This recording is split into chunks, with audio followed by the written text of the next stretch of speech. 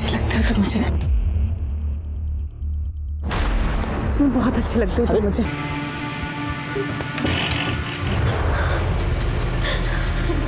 आप ऐसा नहीं कर सकते।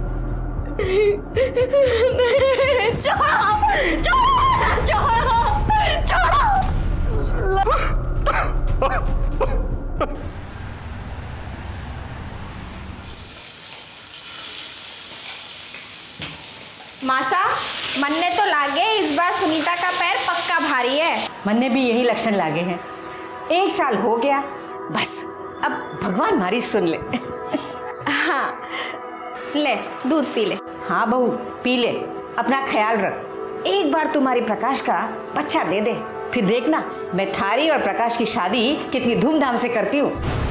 पर मासा, मैंने तो उन्हें पहले ही अपना पति मान लिया है। अरे पति मानने से क्या होगा, अपनी तो प्रथा है, पहले बच्चा फिर शादी।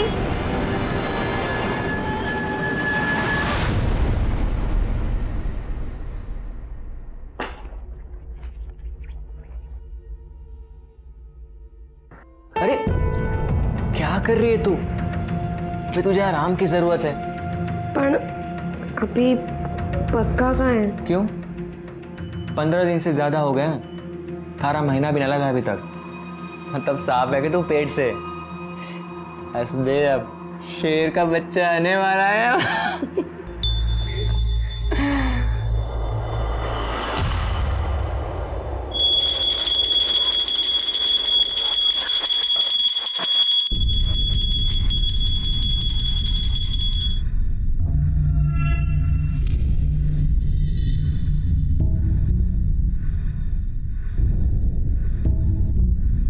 भाभी, अनिकेत,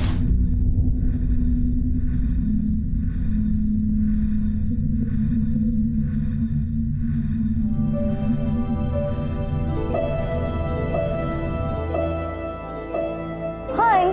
अरे तुम कब आई? बस अभी अभी। अच्छा एक बात बताओ, ये तुम्हारी मकान मालकिन पूरा दिन पूजा ही करती रहती है क्या? अरे है तो वो पुजारन टाइप से, लेकिन तुम्हें आने में इतना टाइम क्यों लगा? अरे वो आई, फिर से शादी की बात लेकर बैठ गई थी। तो कर लेते हैं ना। तुम बस बोलते हो, तुमने अभी तक तो बाबा से बात भी नहीं की। तुम्हें पता है, तुम्हारे चक्कर में ना मुझे आई को बार बार बहाने देने पड़ते हैं, और तुम्हें कोई फर्क ही नहीं पड़ता। मुझे पता है, मुझे प्यार ही नहीं करते।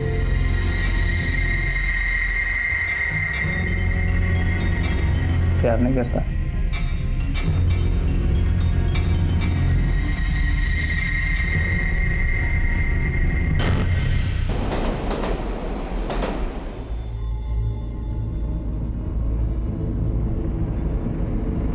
देखो जी, तलाक तो होवे को नहीं, और इसीलिए सदियों से ये प्रथा चल रही है। और इसी प्रथा के हिसाब से आज से सुनीता और प्रकाश दोनों पति पत्नी की तरह साथ रहेंगे। और जो सुनीता प्रकाश के छोरे की माँ बन गई तो फिर दोनों का ब्याह करा देंगे। और जो बच्चा नहीं हुआ तो सुनीता को प्रकाश को छोड़कर जाना होगा। तो आज से तुम दोनों साथी।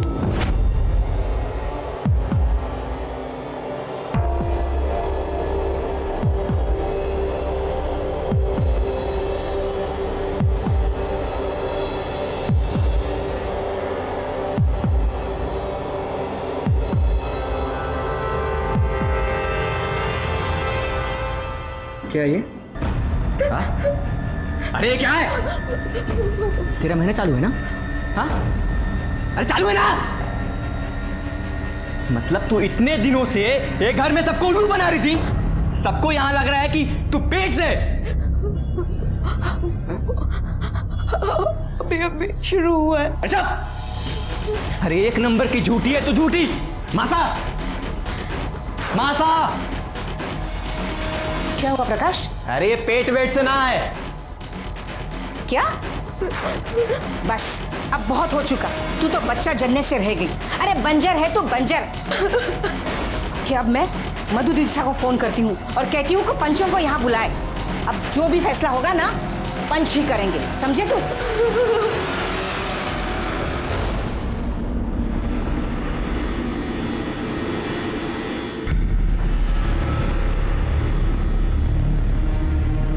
आप लोगों के कहने से मैंने सरपंच लोगों को यहाँ बुला लिया है। अब जो पंचों का फैसला होगा वो आप लोगों ने मानना होगा। अब पुरुषोत्तम भाई शाही हमारे पंच प्रमुख रहेंगे। आप अपना फैसला सुना ही दो। गोपाल, थारी छोरी माँ ना बन सकती, और जो छोरी माँ ना बन सके उसकी शादी नहीं हो सकती। अपनी छोरी को ले और चल जाए यहाँ से। ना सरपंच साहब, मारे पे ऐसा जुर्म ना करो। अब जरूरी तो नहीं ना कि कमी मारे अंदर ही हो, जा में भी तो कमी हो सकती है ना। जे एक बार डॉक्टर के पास चेक करा लेते तो अच्छा होता। तू मन्ने नामर्द बुला रही है? मारा टेस्ट कराने के लिए डॉक्टर के पास जाने की जरूरत नहीं है। मारा बीज किसी और के कोख में पल रहा है।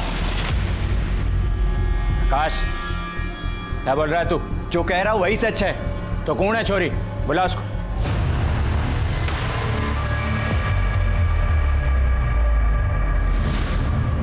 मैं प्रकाश के बच्चे की माँ बनने वाली हूँ। ये मेरी रिपोर्ट से आप देख सकते हैं। अरे हम कोई रिपोर्ट ना देखते। सुन गोपाल, देख, ये छोरा प्रकाश नामर्द ना है। चुप के हो रहा है सरपंच साहब? सबके सामने ये छोरा कह रहा है कि इसके संबंध दूसरी औरत के साथ है, और आप इसने सजा देने की बजाय। अरे इसमें सजा की क्या बात है? जो छोरी अपने साथी को पल्लू से पकड़कर ना रख सकी, वो चला गया किसी और का आंचल पकड़ने। मर्द के लिए कुछ सही गलत ना होता। और छोरी सुन, तेरा जब तक बच्चा नहीं हो जाता तू यहीं रहेगी, इसी घर में। मन्ने हमारी बेटी में कोई खोट नजर ना आवे। चल मान ली थारी बात, तो एक मौका हम उसे और देंगे। ये थारी छोरी सुनीता अपने जेठ दीपक के साथ सोएगी। ये अभी भी बच्चा पैदा नहीं कर सकी, तो इसने वापस जाना पड़ेगा। ना सरपंच साहब, मैं ऐसा नहीं करूंगी। युग के कह रहे हैं आप अपने जेठ के साथ? इससे गंदी बात ना हो सकती कुछ। हम ना मानते ये सब। छोरी, तने तो कोई आपत्ति ना है? आप लोगों ने बोल दिया है तो मन में कोई आपत्ति ना है। इन सब की क्या जरूरत है? हाँ हाँ, हम पंचों में से कोई जांच ले। अगर आप सबको कोई आपत्ति ना हो तो मैं जांच लूं। देखिए, इनके घर का मामला है, इनके घर में ही रहने देना चाहिए। तो फिर यह तय रहा कि दीपक सुनीता की कोख में अपना बीज डालेगा, और अगर उसके बाद भी ये गर्भवती नहीं हुई तो इनका कोई रिश्ता नहीं रहेगा। तुम्हारी समझ से बाहर है सब। चुप! एक शब्द भी और बोला तो बिरादरी का कोई भी आदमी तेरे साथ कोई व्यापार नहीं करेगा।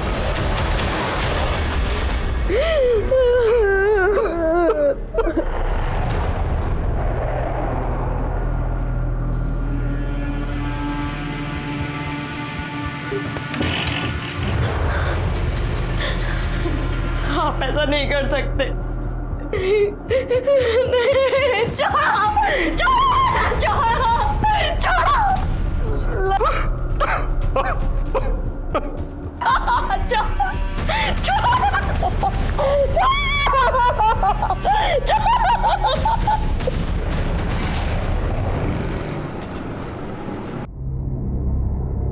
चलो भाई लगा लो। विनोद भाई, ये माल का हिसाब लेके आया हूँ। अरे भाई, टाइम क्या हुआ? हाँ, मुझे पूना जाना है। ठीक है, अभी जो भी हिसाब है भाभी को दे देना अंदर। जी भाभी जान। चल बेटा, टाई लगा। भाभी जान, ये भाई ने हिसाब के पैसे दिए। भान अंदर आ गया। बाहर निकल, बाहर निकल। कितनी बार बोला है मैंने तुझे कि मेरे पूजा घर में मत आया कर, लेकिन ये... अरे ठीक है ना, जाने दो ना, उसमें क्या इतना। ऐसे कैसे जाने दूं? एक बार में कोई बात समझ में नहीं आती? जरा सी भी अकल नहीं है इसे। क्या बात हो गई भैया? अरे कुछ नहीं, घर का ही आदमी। चलो, मुझे देर हो रही है, मैं निकल रहा हूँ। हाँ चलो, मैं तुम्हें छोड़ देता हूँ। चलो चलो स्कूल चलेंगे साथ में। ये चल बेटा, चलो आओ। बाय। Bye bye. बाय। चलो बाय बाय बाय। हिसाब ले लेना ठीक से। हाँ ठीक है, बाय हाँ बाय बाय बाय। बाय।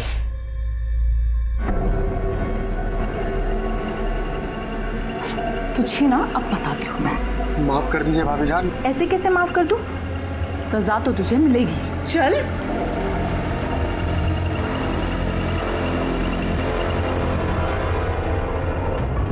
महीना हो गयो थारी छोरी के कोख में दीपक का बीज गिरे हुए। फायदा तो हुआ कौनी? अब तो तू मानेगा ना कि थारी छोरी बंजर है। अरे इन लोगों ने थारी बेटी को साल भर रखा, खिलाया पिलाया, फिर इनके भी तो समय का नुकसान हुआ ना। ये प्रकाश का इतने दिन में छोरो भी हो जाता और शादी भी हो जाती।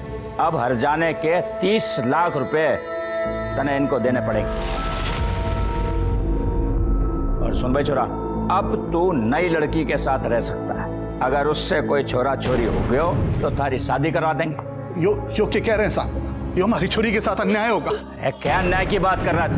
ये छोरे के अगर थारी छोरी के साथ बच्चा हो जाता तो प्रकाश तारे को पैसे देता कि नहीं? अब हर जाने के पैसे तू देगा। और एक बात, ये थारी छोरी की शादी अब ऐसे आदमी से होगी जिसकी पत्नी का स्वर्गवास हो गया है और अपने पीछे वो बच्चों को छोड़ गई। पंचा, मैं करूंगा सुनीता से शादी।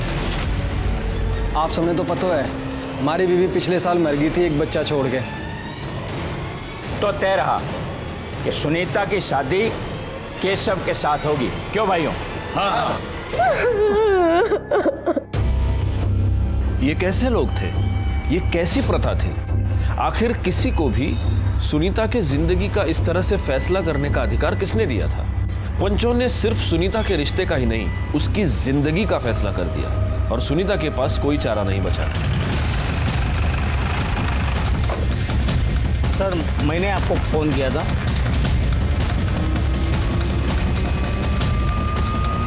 गले पर नाखून के निशान, चेहरे पर खरोंचें। लगता है इसे मारने से पहले इसके साथ किया गया है या फिर मॉलेस्टेशन। तो देखने से शादीशुदा लगती है, लेकिन सवाल है ऐसी जगह पे ये अकेले आई क्यों? बैकवर्ड मुझे नहीं लगता ये कोई रैंडम क्राइम, क्योंकि देखो ना बॉडी पर गहने वैसे के वैसे हैं। लाश की तस्वीर ले लो, आसपास के सारे पुलिस स्टेशन में सर्कुलेट कर दो, बॉडी को पोस्टमार्टम के लिए भेज दें।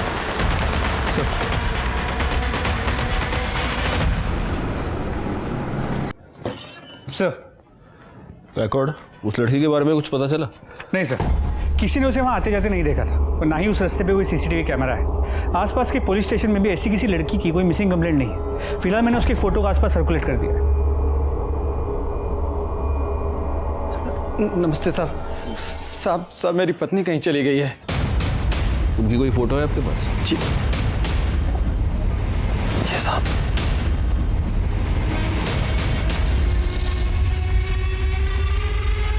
बैकवर्ड, ये कब से गायब है? कल रात से साहब। ये कल रात चली गई और आप अभी आ रहे हैं? नहीं साहब, वो मैं लेट आया था तो कह रही थी उसने अपने बाबा साहब के पास जाना है। मैंने कह दिया जा, मुझे नींद आ रही थी। फिर वो चली गई, मैं सो गया और सुबह बाबा साहब को फोन किया तो नहीं साहब, रात को घर नहीं आई वो। और अब वो कभी आएगी भी नहीं। साहब ऐसा क्यों बोल रहे हैं साहब आप? क्या मतलब है साहब? आज सुबह हमें इनकी लाश मिली। लाश? क्या कह रहे हैं साहब?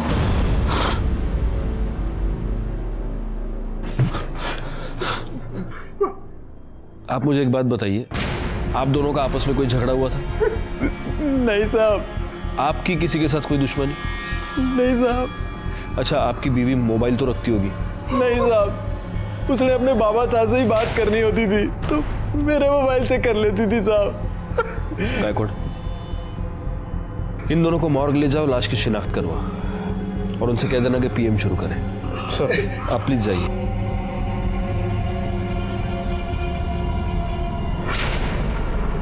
पर पापा कुछ कीजिए ना। मेरी तो कुछ समझ में नहीं आ रहा बेटा, मैं क्या करूं? पर पापा बात तो करके देखिए एक बार। देख बेटा, अभी मैं कोटा में हूं, 15 दिन के बाद आऊंगा, फिर देखूंगा क्या करना है। ठीक है, प्रणाम।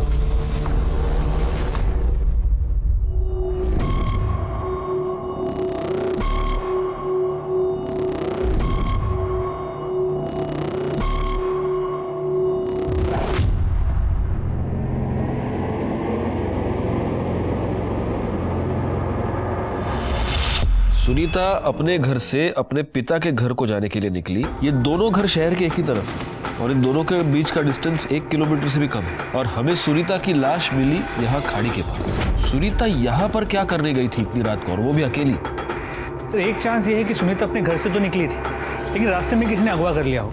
पता नहीं क्यों मुझे ऐसे लगता है कि सुनीता का मर्डर किसी ऐसे आदमी ने किया है जो उसे जानता था।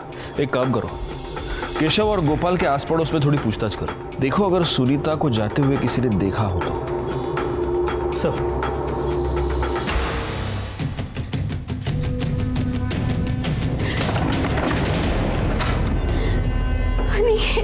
क्या हुआ? क्या हुआ? अरे तू रो क्यों रही है, पहले ये बता मुझे। आई मेरी शादी को लेकर बहुत परेशान है। उसने मुझे ये तक बोला मुझे जो लड़का पसंद है उससे वो मेरी शादी करा देगी, मगर मैं उसे क्या बताऊं कि जिस लड़के को मैं पसंद करती हूँ उसमें इतनी हिम्मत ही नहीं है कि वो अपने आई बाबा से बात कर सके। अरे मैंने बाबा से बात की है। प्लीज कुछ करो, मैं नहीं रह सकती तेरे बिना। अरे तू टेंशन मत ले, मैं तेरी आई से भी बात करूँ। चल रो मत, चुप। शाबाश, चुप चुप चुप, रोते नहीं।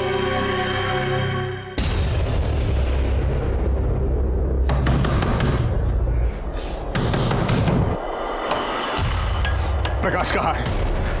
प्रकाश! प्रकाश! क्या हुआ? क्या तमाशा चल रहा है यहाँ? हमारी बेटी की जान ली है तूने, हमारी सुनीता को मारा है तूने, मैं छोड़ूंगा नहीं तेरे। अरे तुम्हारे दिमाग खराब है क्या? कुछ भी बोले जा रहे हो। दिमाग सही है अब मेरा, अब तुम सबके दिमाग ठिकाने लगा दूंगा मैं। हमारी बेटी की जान ली है, सुनीता को मारा है तुम लोगों ने, मैं पुलिस में सब बता दूंगा। देख गोपाल, यहाँ तमाशा करने की कोई जरूरत नहीं है। जो भी हुआ है वो पंचों के मर्जी से हुआ है, और आगे जो भी होगा ना पंचों के कहने पर ही होगा, समझा? उस रात आपने सुनीता को कहीं घर से जाते हुए देखा था? बाहर जाते तो नहीं देखा था, लेकिन हाँ सर, उस रात उनके घर में चिल्लम चाली बहुत हो रही थी। मैं पूजा का सामान उनके घर में देने गया था। सुनाई ना दे रहा तेरे? अरे कोई जरूरत ना है हमारे घर में। चल निकल इधर से, चल अपना बाप के घर जा। अभी 3 महीने पहले उसकी सुनीता से शादी हो गई। वो बेचारी तो उसका बच्चा संभालती थी, लेकिन इस केशव को ना उसकी कदर ही नहीं थी। नहीं साहब, सुनीता को आते तो नहीं देखा, और वो 1-1.25 साल से तो यहाँ घर पर आई ही नहीं है। ठीक है।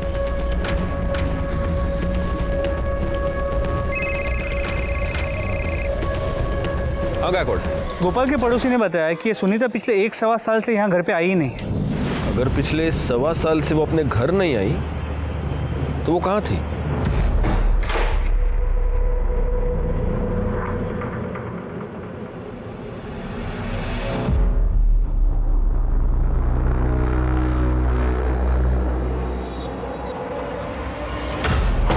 ये क्या कर रही हो अंजू? मैंने मना किया नहीं सब कपड़े दिन में पहनने को।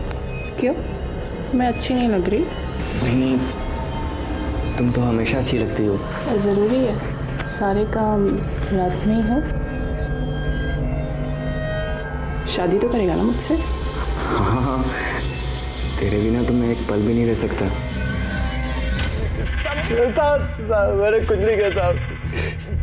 बड़ा बॉल खाएगा? साहब मैंने कुछ नहीं किया साहब। अरे एयर फ्राइड है, ऑयल फ्री। मैंने कुछ नहीं किया साहब। उस दिन तू ये बोल रहा था कि तू घर आया, उसके बाद तेरी बीवी ने उससे कहा कि वो उसके बाबा के पास जा रही है और वो चली गई। जी सर।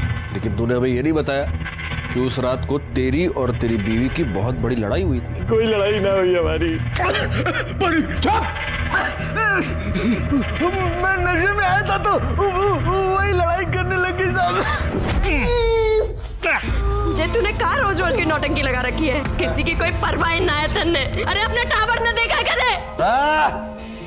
काय भाषण दे रही है तू मने? ला ला मेरे बच्चे को, मैं संभाल लूंगा इसे। अरे कोई जरूरत ना है हमारे घर में। चल निकल इधर से, चल अपना बाप के घर जा। फिर वो वहां से चली गई साहब। झूठ बोल रहा है तू? नहीं साहब नहीं। तुम दोनों की लड़ाई हुई और तूने गुस्से में आकर उसे मार दिया, और उसके बाद तूने उसकी लाश को खाड़ी के पास फेंक दिया। नहीं साहब, मैं नशे में आया था, मैं सो गया था उसके बाद। ऐसे सच नहीं बोलेगा तू। गरडे, बाकी की मिर्ची तुम खिला देना। नहीं साहब, मैं कुछ नहीं किया साहब। सर सुनीता की पोस्टमार्टम रिपोर्ट, उसका मर्डर गला दबा के किया गया था। वो 2 महीने प्रेग्नेंट थी, और सर उसका भी हुआ था, और में प्रोटेक्शन यूज किया गया था। सर इसके अलावा उसके बॉडी में किसी जड़ी बूटी के ट्रेसेस मिले, बहुत पुराने। मतलब मेरा शक सही निकला गायकवाड़, सुनीता का मर्डर कोई रैंडम क्राइम नहीं, यहाँ तक कि मर्डरर ने उसे करने से पहले प्रोटेक्शन यूज किया है।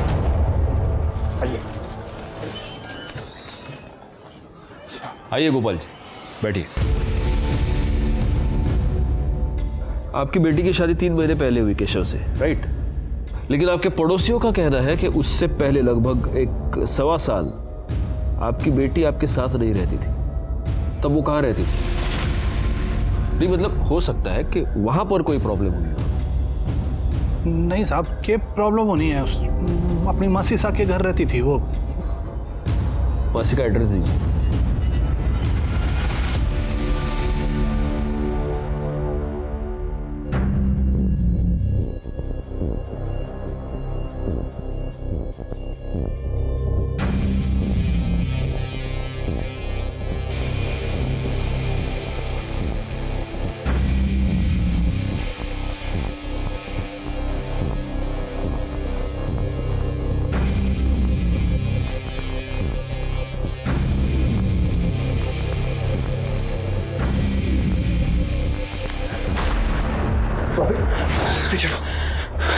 बहुत अच्छे लगते हो तुम मुझे, सच में बहुत अच्छे लगते हो तुम मुझे। भाभी ये सब गलत है भाभी। कुछ भी गलत नहीं है। मैं पल्लवी से प्यार करता हूँ भाभी, हटो आप। मुझे कुछ नहीं पता। अरे हटो ना। हम सबने क्यों बुलाया है? जी वो गोपाल का फोन था। पुलिस वालों को सुनीता के बारे में सब कुछ पता चल गया कि वो यहाँ 1 साल से रह रही थी। अरे तो जब पुलिस आती तब बुला लेती, अब क्या यहाँ बैठे रहे उनके इंतजार में?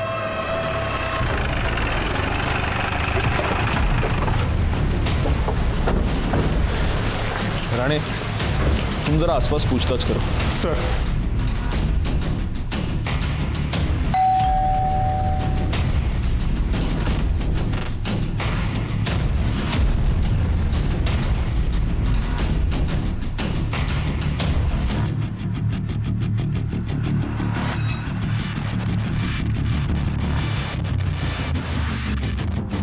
सुनीता यहीं रहती थी? जी हाँ सर, मैं उसकी मासी हूँ। उसकी माँ के मरने के बाद सुनीता अकेलापन महसूस कर रही थी, तो मैंने ही उसे कहा कि यहाँ आकर रहे। भरा पूरा परिवार है, खुश रहा करती थी वो। वैसे ये सब लोग हैं कौन? जी ये हमारा बड़ा बेटा है दीपक, और ये उसकी पत्नी योगिता, और ये हमारा छोटा बेटा प्रकाश है जी। और ये हमारे रिश्तेदार है जी।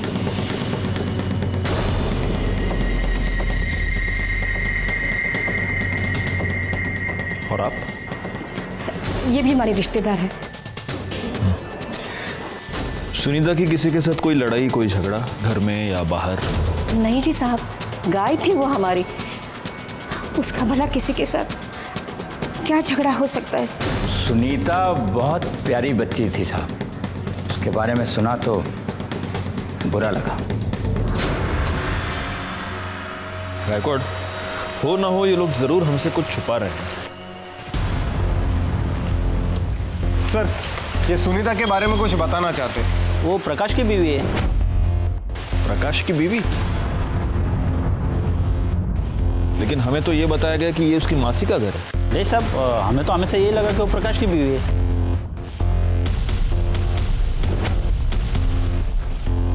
ठीक है, जाओ। देखा गायकवाड़, ये लोग हमसे 100% कुछ छुपा रहे हैं। एक काम करो, वो एक खुले बाल वाली लड़की थी ना, वो इन सब में बहुत अलग लग रही थी। जरा पता करो वो लड़की कौन है, उसके बारे में जितनी इंफॉर्मेशन मिले निकाल लो। एक और बात, हमें सुनीता के पेट में जड़ी बूटी के ट्रेसेस मिले थे। पता करो यहाँ आसपास कोई जड़ी बूटी वाला, कोई वैद्य हकीम कोई है क्या? सर जी, पुलिस कहाँ से बीच में आ गई? मासा, मैं तो कहती हूँ प्रकाश भाई साहब को निकिता के साथ रख दो कुछ दिन। मेरी बहन है, बच्चा भी जनेगी और इन दोनों की शादी भी हो जाएगी। अरे ऐसे कैसे? प्रकाश के बच्चे की माँ मैं बनने वाली हूँ, तो इस नाते शादी तो मुझसे होनी चाहिए। छोरी तू पागल होगी क्या? थारे को इस घर में खाली इसलिए रखा हुआ है कि थारे भीतर इस वंश का बीज पल रहा है। तो एक बार ये बच्चा हमें दे दे, फिर जहां मर्जी आवे वहां जा। तुम्हें जितना पैसा चाहिए होगा हम देंगे। मैं अपना बच्चा किसी को नहीं दूंगी। तुमने कहा था ना तुम मुझसे शादी करोगे, तुम बोल क्यों नहीं रहे हो? कुछ बोलो। मैंने कहा था, पर मैं क्या करूं? मैंने आप लोगों को ऐसा नहीं करने दूंगी। ये जो आप लोगों की प्रथा है ना, आप लोगों में चलती होगी। मैं पुलिस स्टेशन जाऊंगी अभी।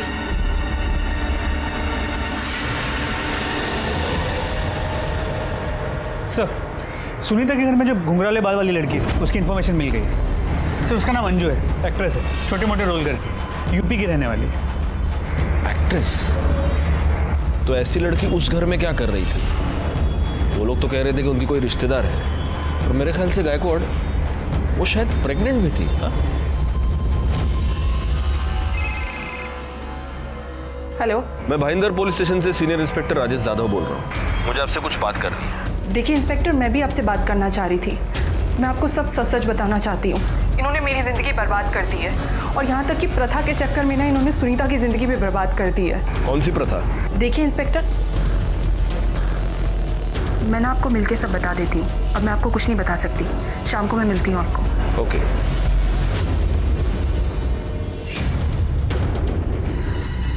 अरे छोड़। तो एक बात बता, तू मेरा काम करेगा या नहीं करेगा? क्यों? तेरा मन भर गया ना मेरे से? इकबाल, ऐसे बात मत कर कि तुझे मुझसे प्यार हो गया है। हम दोनों एक दूसरे के साथ सिर्फ अपने अपने मतलब के लिए। इकबाल, मुझे अनिकेत चाहिए, कुछ कर।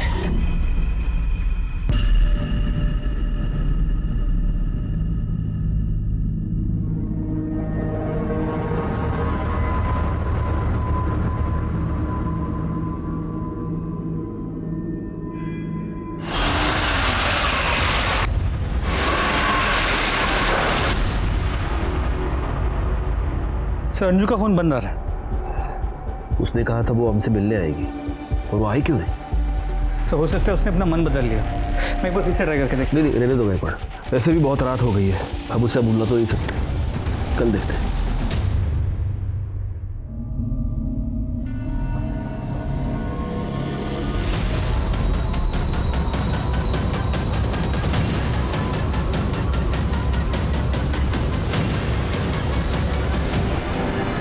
ये तो अंजू है। ये गले पर निशान देख रहे हो? बिल्कुल सुनीता की तरह इसके गले पर भी निशान है। इसका मतलब इसे भी गला दबा कर मारा गया है, और हो सकता है सुनीता की तरह इसके साथ भी पहले। गायकवाड़, अंजू फोन पे मुझे ये बता रही थी कि प्रकाश उसे फंसाने की कोशिश कर रहा था। वो सुनीता के बारे में हमें कुछ बताना चाहती थी। हो सकता है प्रकाश को ये पता चल गया हो, और इसलिए प्रकाश ने इसे अपने रास्ते से हटा दिया। ये प्रकाश जहां पर भी है उसको उठा कर लाओ। सर, बॉडी पोस्टमार्टमला पाठवून द्या।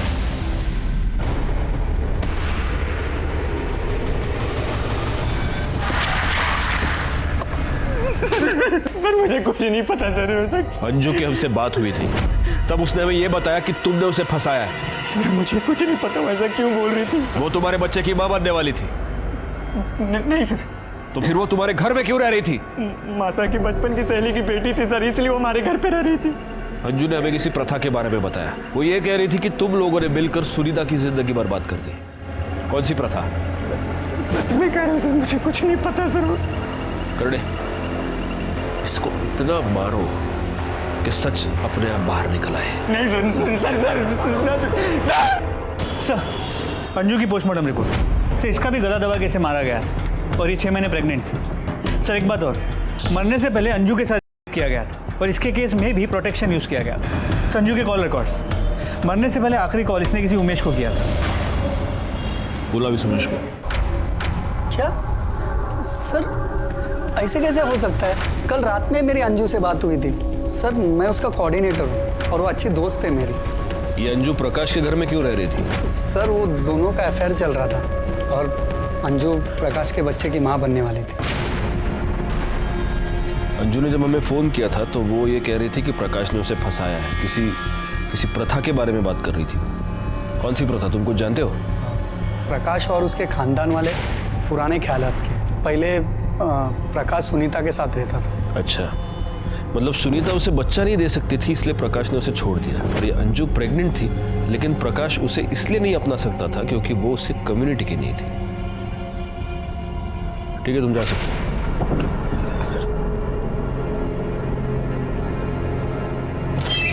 सर, गोपाल के अकाउंट में 30 लाख रुपए जमा हुए। 30 लाख? इतनी बड़ी रकम? बुलाओ उसे। साहब, मेरी बच्ची सकाळी कॉलेजला गेली, लेकिन अभी तक घर पे नहीं आई है। साहब, मैंने उसके सारे दोस्तों को पूछ लिया, लेकिन उसका कहीं पे कोई पता नहीं है। आपके पास उसकी कोई फोटो है?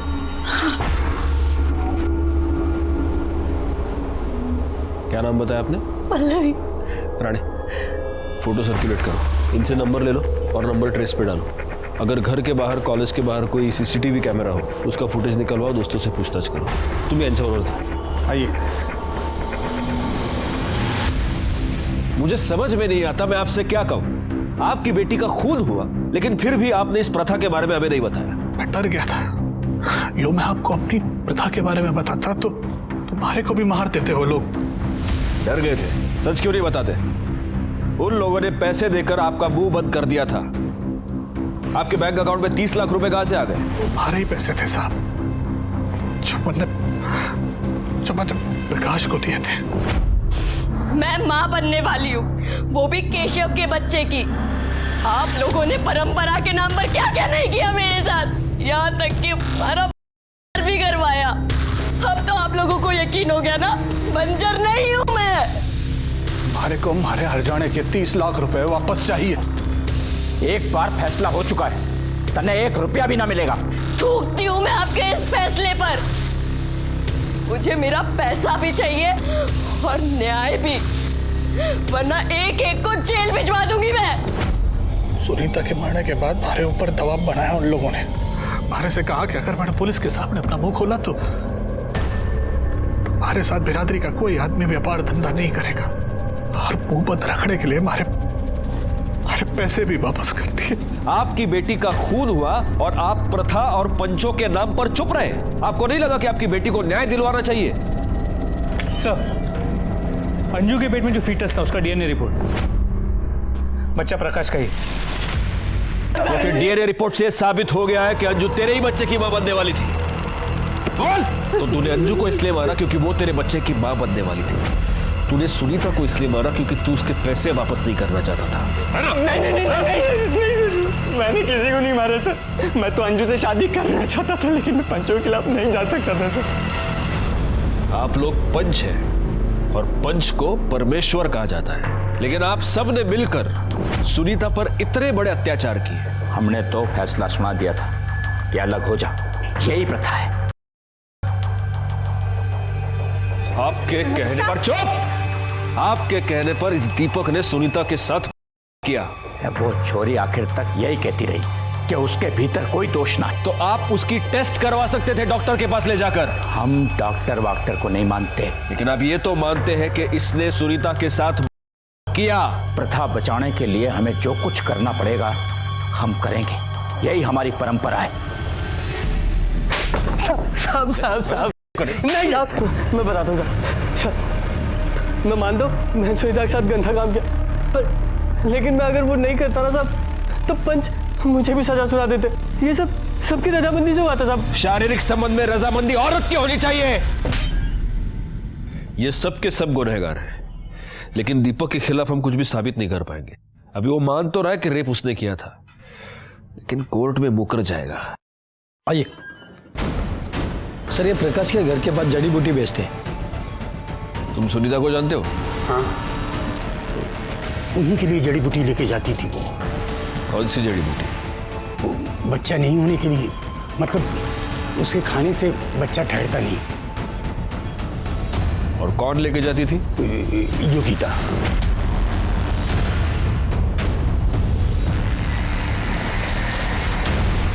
तो तुमने सुनीता को वो जड़ी बूटी खिलाई ताकि उसका बच्चा न ठहरे। हमारे से गलती हो गई साहब। मैं ना चाहती थी कि वो माँ बने, इसलिए मैं 1 साल तक उसे दूध में जड़ी बूटी मिलाकर देती थी। मैं मानूँ साहब, मेरे पति ने उसके साथ गलत काम किया, उसके बाद भी मैं उसके घर जाती थी। ले, तू ये लड्डू खा, इसमें खास जड़ी बूटी है। ले, इससे तुझे ताकत भी आएगी और तेरा बच्चा भी ठहर जाएगा। एक बार बस तू माँ बन जा, फिर प्रकाश से शादी तेरी मैं करा के दूंगी। खा खा खा। क्यों किया तुमने ऐसा? साहब, मैं चाहती थी कि हमारी बहन की शादी प्रकाश से हो जाए। और अंजू?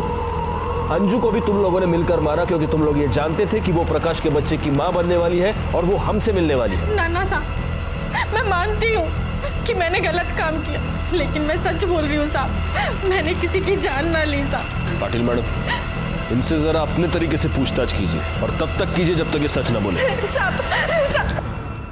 सर, पल्लवी का कॉल रिकॉर्ड। पल्लवी का मोबाइल उसके घर के आगे ही बंद हो गया था। लास्ट कॉल उसने किसी अनिकेत को किया था जो अंधेरे में रहता है। इस अनिकेत के साथ उसकी हमेशा बातें हुआ करती थी। उसके घर जाके पता करो। सर।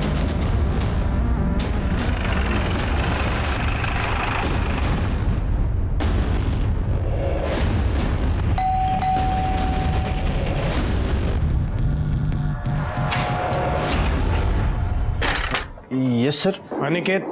हाँ सर, यहीं पे रहता है, ऊपर। बुलाओ उसको। हाँ, बुलाता हूँ सर। क्या हुआ जी? अनिकेत के बारे में पूछ रहे। जाओ तुम अनिकेत को बुलाओ। जाओ। हाँ। आइए ना सर।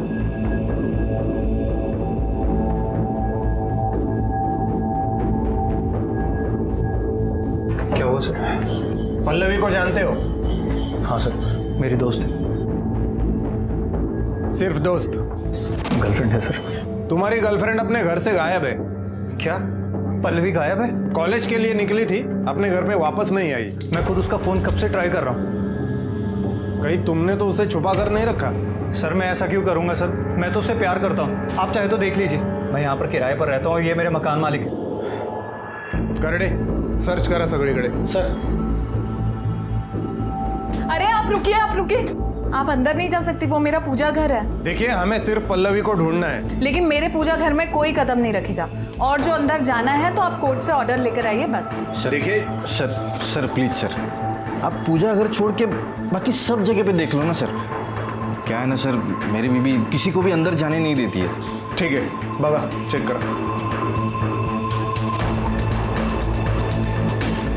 सर वो यहाँ नहीं है, मैं उससे बहुत प्यार करता हूँ और वैसे भी मैं उसके लिए बहुत परेशान हूँ।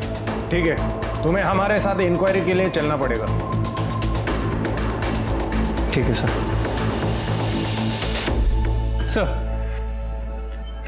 सर सभी पंच और सुनीता के घर वालों के कॉल रिकॉर्ड चेक किए, सब क्लीन है।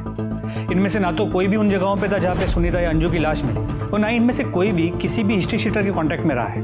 मोबाइल लोकेशन मैच नहीं हो रहा, इसका मतलब ये नहीं गायकवाड़ के आदमी वहां पर नहीं था। वैसे देखा जाए तो ये सुनीता बहुत ही साधारण किस्म की महिला थी। उसके लाइफ में कौन कौन हो सकता है? उसका पति जो उसको मारता पीटता था, फिर ये प्रकाश, ये पंच, इनके अलावा और कौन हो सकता है? सर, हमने पल्लवी के बॉयफ्रेंड अनिकेत के घर पे तलाशी ली, पल्लवी वहां पे भी नहीं मिली। जरा पल्लवी की फाइल देना।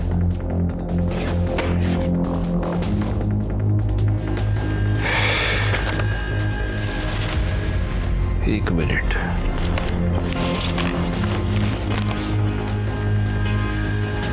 रानी, ये पल्लवी के बॉयफ्रेंड का नाम अनिकेत मानदर है? जी सर। अनिकेत? जी सर। तो तुम ये प्रकाश, दीपक, इन सबको जानते हो तुम? हाँ सर, वो मेरे रिलेटिव है सर। तो तुम ये भी जानते होगे कि तुम्हारी कम्युनिटी में हाल फिलहाल में 2 मर्डर्स हुए? नहीं सर, मैं इन मर्डर के बारे में कुछ नहीं जानता। दरअसल जॉब के कारण मैं अंधेरी में रहता हूँ और बाकी पूरी फैमिली भाईंदर में। बाबा साहब ही कोटा गए हुए हैं और मासा से इसके बारे में कुछ भी बात नहीं हुई अभी। तुम्हारी कम्युनिटी में बाहर की कम्युनिटी की लड़की से शादी करना बना है, और पल्लवी तो तुम्हारी कम्युनिटी की है नहीं। हाँ सर, लेकिन मैंने बाबा साहब से कहा था इस बारे में बात करने के लिए सर। ठीक है, जाओ तुम। ठीक है सर। इसकी पूरी फैमिली के कॉल डिटेल्स, मोबाइल लोकेशन सब कुछ निकालो और पता करो वाकई में इसके बाबा कोटा में है या नहीं। सर। सर ये देखिए, अनिकेत के घर वालों के मोबाइल लोकेशन रिकॉर्ड से क्या मिला है। व्हाट? ये कैसे हो सकता है? इस मोबाइल की लोकेशन सुनीता और अंजू के मर्डर स्पॉट पर भी थी, और जहां से पल्लवी गायब हुई वहां पर भी। Oh my God. गायकवाड़, जल्दी चलो। करडे, पाटिल मैडम ला घेऊन या लवकर।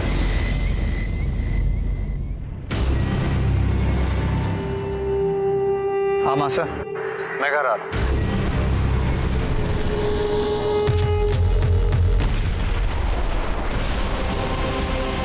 पल्लवी कहाँ है? कौन पल्लवी? सुनीता और अंजू को तुमने ही मारा ना? मैंने किसी को नहीं मारा। गायकवाड़, पूरे घर की तलाशी लो, पल्लवी को ढूंढो। चलो। तलाशी कैसे ले सकते हैं सर? अरे हमारे घर में क्या है भाई? मैं कह रही हूँ ना, कोई भी ना है।